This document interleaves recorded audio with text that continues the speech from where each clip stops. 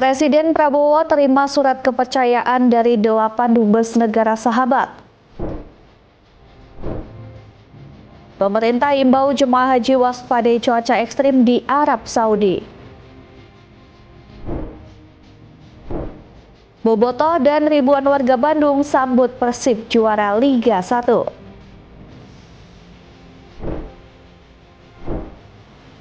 Halo, selamat pagi pemirsa setia Berita Nasional TV. Senang sekali Berita Nasional Pagi kembali hadir menyapa Anda. Selain 3 berita utama tadi, akan ada informasi lainnya yang akan kami sajikan untuk Anda.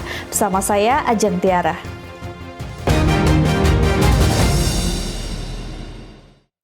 Kita ke informasi yang pertama, pemirsa. Presiden Prabowo Subianto menerima surat kepercayaan dari 8 duta besar negara sahabat.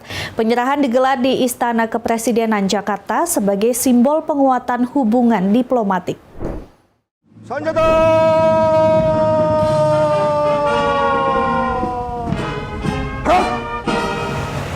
Presiden Republik Indonesia Prabowo Subianto menerima surat kepercayaan dari 8 duta besar luar biasa dan berkuasa penuh designated resident untuk Republik Indonesia.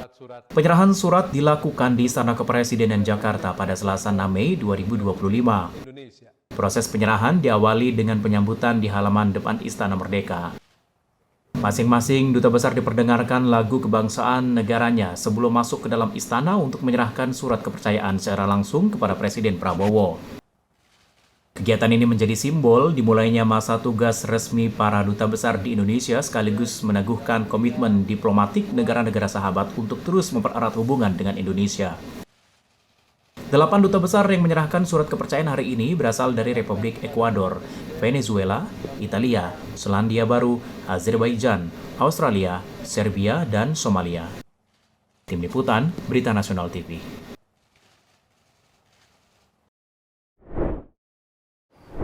Ya, Bill Gates dijadwalkan mengunjungi Indonesia pada Rabu 7 Mei 2025. Kunjungan ini disebut Presiden Prabowo sebagai bentuk dukungan terhadap program makan bergizi gratis. Presiden Prabowo Subianto mengungkapkan tokoh dunia dan pendiri Microsoft Bill Gates akan mengunjungi Indonesia pada Rabu 7 Mei 2025. Kunjungan tersebut dirincikan sebagai bentuk dukungan terhadap program makan bergizi gratis yang saat ini menjadi prioritas pemerintah. Prabowo menyebutkan Bill Gates telah mengirimkan permohonan untuk bertemu sejak November 2024 lalu. Presiden mengaku terharu atas perhatian dunia internasional. Namun ia menekankan bahwa program tersebut masih dalam proses dan belum layak mendapat pujian. Pemerintah menargetkan penyaluran makanan bergizi gratis kepada 82,9 juta rakyat pada Desember 2025. Prabowo menyatakan baru saat itu pemerintah siap menerima ucapan selamat apabila program tersebut berjalan efektif, aman, dan bersih. Meskipun begitu, Prabowo tetap mengapresiasi niat Bill Gates untuk memberikan dukungan. Baginya, bantuan dan penghargaan dari pihak manapun bukanlah tujuan utama, melainkan komitmen untuk terus berinvestasi demi masa depan anak-anak Indonesia dan pengentasan kemiskinan. Tanggal 7, yaitu lusa, tokoh dunia namanya Bill Gates akan datang ke kita, minta ketemu saya. Sudah cukup lama belum minta ketemu, tidak salah dari suratnya dari November ini minta ketemu. Saya bilang antara lain mau menyatakan dukungan dan penghargaan atas makan bergizi. Tim Liputan, Berita Nasional TV. Selanjutnya, pemirsa, Menteri Hak Asasi Manusia Natalius Pigai menegaskan bahwa program Gubernur Jawa Barat Deddy Mulyadi untuk membawa anak-anak yang nakal ke dalam barak militer tidaklah melanggar hak asasi manusia. Hal itu karena program tersebut tidak termasuk dalam corporal punishment atau menyakiti secara fisik. Usai ramai menjadi pro dan kontra terkait program Gubernur Jawa Barat Deddy Mulyadi yang membawa anak-anak nakal ke barak militer, Menteri Hak Asasi Manusia Natalius Pigai angkat bicara. Pigai mengatakan program tersebut tidaklah termasuk ke dalam pelanggaran hak asasi manusia, karena menurutnya program Gubernur Jawa Barat itu tidak termasuk dalam corporal punishment atau yang sesuatu bertujuan untuk menyakiti secara fisik. Program Deddy Mulyadi itu menurutnya sebuah inisiasi yang sangat bagus karena dapat membentuk karakter serta attitude generasi tanah air ke depannya menjadi lebih baik. Disiplin atau supaya kami robah. Itu namanya corporal punishment. Boleh lihat di Google supaya lebih jelas. Kalau itu menurut saya, keyakinan saya di Jawa Barat itu bukan corporal punishment. Tapi mereka mau dididik mental, karakter, dan disiplin, dan tanggung jawab. Kalau pendidikan yang berorientasi pada pembentukan disiplin, pembentukan mental, pembentukan karakter, dan pembentukan tanggung jawab, maka tidak melanggar HAM dan kami mendukung pemerintah Jawa Barat itu. Sebelumnya, Gubernur Jawa Barat Deddy Mulyadi melakukan uji coba program yang akan diterapkan di Jawa Barat terkait membawa anak-anak yang nakal dan bermasalah ke dalam barak militer guna dididik lebih lanjut secara militer. Sana Cyrus, Anggada Agung, Berita Nasional TV. Pemirsa, Kepala Badan Gizi Nasional Dadan Hindayana mengatakan jika hingga saat ini anggaran makan bergizi gratis atau MBG masih terserap rendah. Menurutnya salah satu faktor serapan anggaran rendah adalah seluruh struktur badan gizi hingga saat ini belum menerima gaji.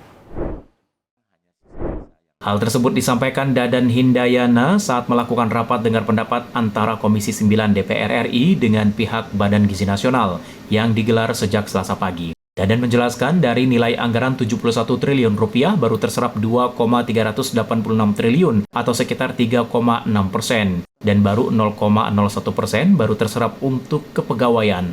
Seluruh struktur badan gizi hingga saat ini belum menerima gaji. Dadan merinci yang telah menerima gaji adalah Sarjana Penggerak Indonesia atau SPPI, ahli gizi dan akuntan. Dadan memprediksi anggaran akan terserap lebih banyak mulai bulan ini karena adanya pencairan gaji pegawai. Mahendra Dewananta, Adi Chandra, Berita Nasional TV. Ya, Kementerian Kebudayaan Republik Indonesia secara resmi meluncurkan Dana Indonesiana dengan kucuran dana di tahun ini sebesar 465 miliar rupiah dari total dana abadi yang tersedia senilai 5 triliun rupiah. Program ini merupakan program pendanaan dari pemerintah Indonesia yang bertujuan untuk mendukung pemajuan kebudayaan nasional. Menteri Kebudayaan RI Fadlizon resmi meluncurkan Dana Indonesiana 2025 Senin siang. Tahun ini anggaran yang ditetapkan untuk Dana Indonesiana yakni sebesar 465 miliar rupiah dari total dana abadi yang tersedia senilai 5 triliun rupiah. Dana Indonesiana merupakan program pendanaan dari pemerintah Indonesia yang bertujuan untuk mendukung pemajuan kebudayaan nasional. Selain itu, agar budaya Indonesia, baik yang merupakan warisan budaya, seni, tradisi, pengetahuan, adab maupun inovasi kreatif dapat terus hidup berkembang menjadi pondasi pembangunan nasional. Dana Indonesiana 2025 ditujukan untuk beberapa jenis program pelayanan, di antaranya program pelayanan fasilitas bidang kebudayaan bagi komunitas dan pelaku budaya, produksi kegiatan kebudayaan, produksi media, dan program layanan lainnya. Yang pertama adalah fasilitasi bidang kebudayaan bagi komunitas dan pelaku budaya, termasuk dukungan institusional untuk organisasi kebudayaan, dukungan perjalanan kegiatan budaya, kewirausahaan budaya, restorasi dan pemeliharaan artefak budaya, serta program Sustainable Cultural Heritage. Dana Indonesiana juga merupakan bentuk dari keberpihakan pada pelaku budaya di seluruh Indonesia. Melalui mekanisme yang inklusif, transparan, dan berkelanjutan, mengingat dana ini juga menyasar sampai ke daerah 3T. Tim Liputan, Berita Nasional TV. Pemirsa, kami akan kembali usai jeda, tetap saksikan Berita Nasional Pagi.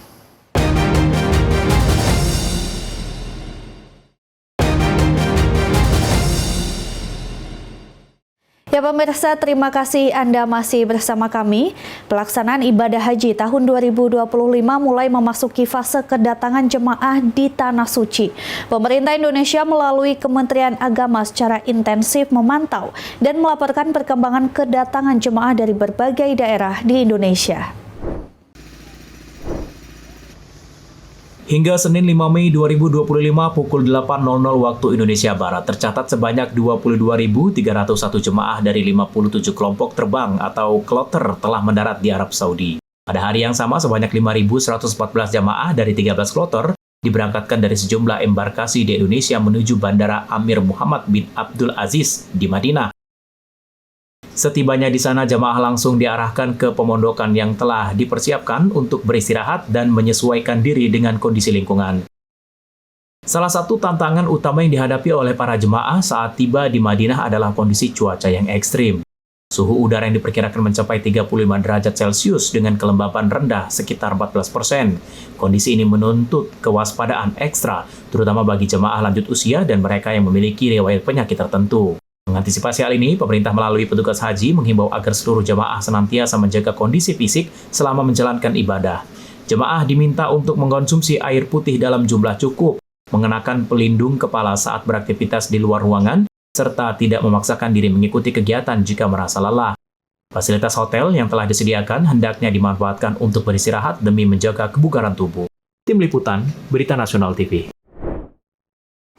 Sementara itu, pemirsa, Kementerian Agama kembali mengingatkan masyarakat untuk berhati-hati terhadap penawaran ibadah haji tanpa antri yang menggunakan visa non-haji. Fenomena ini kerap muncul menjelang musim haji dan menjadi celah yang dimanfaatkan oknum tidak bertanggung jawab demi meraup keuntungan pribadi. Masyarakat diimbau untuk tidak tergiur oleh tawaran menggiurkan seperti haji langsung berangkat atau haji tanpa daftar resmi. Penawaran semacam ini seringkali menggunakan visa ziarah, kerja, atau turis, yang secara hukum tidak sah digunakan untuk menjalankan ibadah haji. Pemerintah Arab Saudi secara tegas melarang pelaksanaan ibadah haji dengan visa selain visa haji resmi. Siapapun yang terbukti melanggar aturan ini akan dikenai sanksi berat, seperti penahanan, deportasi, hingga larangan masuk ke wilayah Arab Saudi dalam jangka waktu tertentu. Larangan ini diberlakukan sebagai upaya menjaga ketertiban dan kelancaran pelaksanaan ibadah haji yang melibatkan jutaan jemaah dari berbagai negara. Kementerian Agama menegaskan bahwa hanya visa haji yang diterbitkan secara resmi oleh pemerintah Arab Saudi yang sah untuk digunakan. Oleh karena itu, masyarakat diminta untuk memverifikasi kembali status visa mereka sebelum berangkat ke Tanah Suci. Penting untuk diketahui bahwa setiap orang yang kedapatan berhaji tanpa visa haji resmi akan dikenai sanksi tegas dari pemerintah Arab Saudi, termasuk penahanan, deportasi, hingga larangan masuk kembali ke Arab Saudi selama beberapa tahun ke depan. Dari Jakarta, Tim Liputan, Berita Nasional TV. Wakil Kepala Badan Penyelenggara Haji Dhanil Anzar Simanjuntak mengungkap desain perkampungan jamaah Indonesia yang diharapkan dapat dibangun di dekat Masjidil Haram Mekah, Arab Saudi. Dhanil menyebut prosesnya saat ini Presiden Prabowo Subianto masih dalam pembicaraan tingkat tinggi dengan Perdana Menteri sekaligus putra mahkota Arab Saudi Pangeran Muhammad bin Salman. Dhanil dalam kesempatan yang sama menyampaikan jika usulan Presiden membangun perkampungan jamaah Indonesia di dekat Masjidil Haram disetujui, maka itu akan memudahkan para jamaah Indonesia untuk menjalankan ibadah haji dan umroh. Desainnya itu seperti kampung haji lah, hotel akomodasi yang bisa digunakan untuk jamaah haji kita dan jamaah umroh. Kan kita ada jamaah umroh kita setiap tahun ada 2 jutaan ya, 2 jutaan diakumulasi. Jadi itu salah satu memang visi Presiden terkait dengan perhajian, bagaimana supaya ekosistem ekonomi haji itu bisa. Rencana untuk membangun perkampungan jamaah haji Indonesia di Makkah pertama kali diungkap oleh Presiden Prabowo pada Minggu 4 Mei 2025 saat meresmikan terminal khusus haji dan umroh di Terminal 2F Bandara Internasional Soekarno-Hatta, Tangerang, Banten. Presiden Prabowo menyebut usulan itu telah disampaikan secara langsung kepada Pangeran MBS. Presiden menyebut reaksi Pangeran MBS terhadap usulan perkampungan jamaah Indonesia itu positif. Dari Jakarta, Tim Liputan, Berita Nasional TV. Selanjutnya, puluhan warga dari Kabupaten Serang, Lebak, Pandeglang hingga Kota Cilegon mengaku menjadi korban penipuan dengan modus ibadah umroh. Penipuan ini diduga dijalankan oleh agen travel umroh Restu 3 Ibu yang melibatkan 2 orang tersangka. Total kerugian korban mencapai ratusan juta rupiah. Sedikitnya 28 warga mengaku tertipu oleh RF, pria asal Kabupaten Serang, dan LI, perempuan warga Kabupaten Sumedang, Jawa Barat. Keduanya telah ditangkap oleh petugas Polsek Cikande setelah laporan masuk dari salah seorang korban. Kasus ini terungkap usai korban Ahmad Sanusi, warga Kota Cilegon, melaporkan bahwa dirinya telah membayar 30 juta untuk ibadah umroh. Namun tak kunjung diberangkatkan ke Tanah Suci. Setelah melakukan penyelidikan, polisi berhasil menangkap RF di Kabupaten Sukabumi pada Jumat 25 April lalu. Selanjutnya tersangka LI juga berhasil ditangkap di Sumedang 2 hari kemudian. Dari pengakuan RF, dirinya telah menerima dana hingga 452 juta dari calon jemaah umroh. Ironisnya, tersangka RF mengaku tergiur janji akan mendapatkan imbalan 1 miliar jika bisa mencairkan dana 15 miliar milik LI di bank. Namun pada akhirnya dana jamaah hilang dan perjalanan tak kunjung terwujud. Visa dan meningitis saja, bisa dijual 8,5 juta. Namun begitu perjalanan waktu, kita dimintai terus uang. Dari uang 500.000, akhirnya nambah lagi 1 juta, terus sampai selama 3 bulan. Jadi seolah-olah mereka akan mengambil uang goib atau uang yang tersimpan di bank dengan jumlah 15 miliar rupiah. Apabila berhasil, maka akan diberi keuntungan 1. Dari Serang, Banten, Firman Arif, Berita Nasional TV. Beralih ke kabar lain, pemirsa, Badan Zakat Nasional Basis DKI Jakarta membantu menebus 6.000 lebih ijazah lulus sekolah. Saat ini 490 ijazah sudah ditebus dan diserahkan kepada anak yang menghadapi kendala dalam melunasi biaya ijazah. Setelah melakukan verifikasi data dari Dinas Pendidikan, adanya permohonan bantuan untuk menebus ijazah anak lulus sekolah, Basnas Basis DKI menerima data sebanyak 6.000 lebih lulusan yang menghadapi kendala dalam melunasi biaya ijazah. Ketua Basnas Provinsi DKI Jakarta Ahmad H. Abu Bakar saat memberikan bantuan untuk Masjid di Kebayoran Lama, Jakarta Selatan mengatakan dari 6.000 lebih ijazah yang harus ditebus, saat ini sudah 490 ijazah yang sudah ditebus dan diserahkan kepada penerima manfaat. Besaran anggaran penebusan ijazah disesuaikan biaya yang dikeluarkannya. Sebanyak 379 orang, sehingga bisa mencapai kurang dari 490 orang. Itu yang baru kita lakukan, dan itu hasil verifikasi yang dilaksanakan oleh Dinas Pendidikan DKI. Yang akan datang kita tetap laksanakan sampai tuntas sebagaimana harapan Bapak Gubernur. Program bantuan tebus ijazah dilakukan sampai tuntas sebagaimana harapan Gubernur bagi warga yang tidak mendapatkan ijazahnya untuk dipergunakan atau dimanfaatkan mencari pekerjaan. Dari Jakarta Selatan, Tim Liputan, Berita Nasional TV. Informasi berita lainnya akan kami sajikan usai jeda berikut ini. Tetap saksikan Berita Nasional Pagi.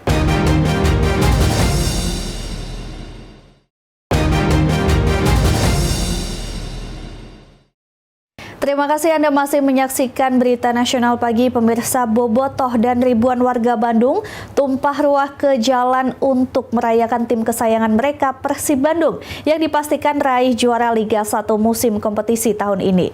Ruas jalan di kota Bandung padat dipenuhi oleh para bobotoh dan warga. Para pemain Persib menganggap juara ini hasil kerja keras semua pihak.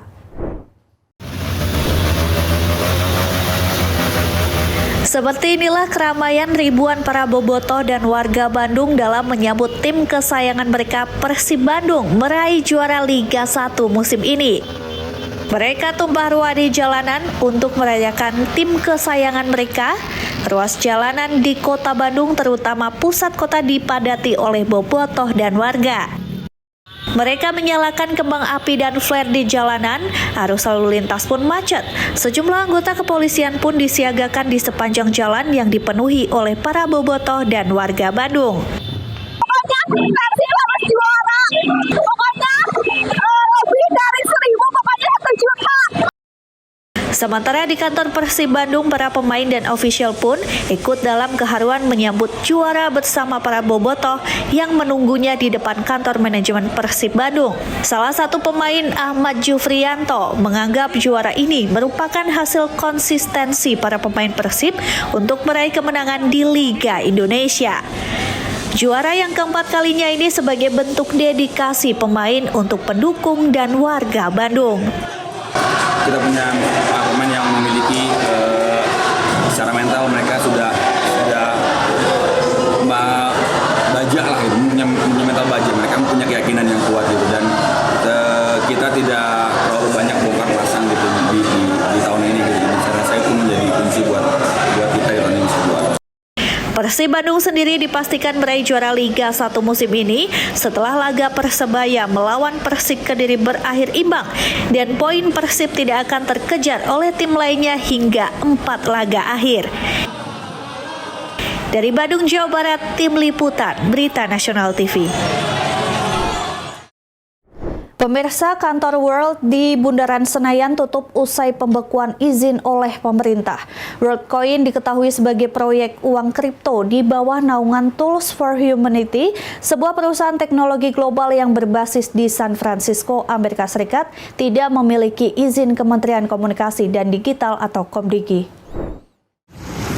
Layanan verifikasi World yang berada di bawah naungan perusahaan Tools for Humanity menutup salah satu kantor dan menghentikan layanan verifikasi mereka yang berada di kawasan Bundaran Senayan, Jakarta Selatan. Terlihat tidak ada aktivitas kantor tersebut, hanya beberapa penjaga yang tidak mau disebutkan nama dan hanya mengatakan sudah beberapa hari kantor ini tutup dan tidak ada yang bekerja. Sebelum dibekukan Kementerian Komunikasi dan Digital Komdigi, banyak orang-orang yang datang melakukan verifikasi wajah sebagai bagian dari prosedur sistem sebelum akhirnya menukarkan koin digital WorldCoin mereka.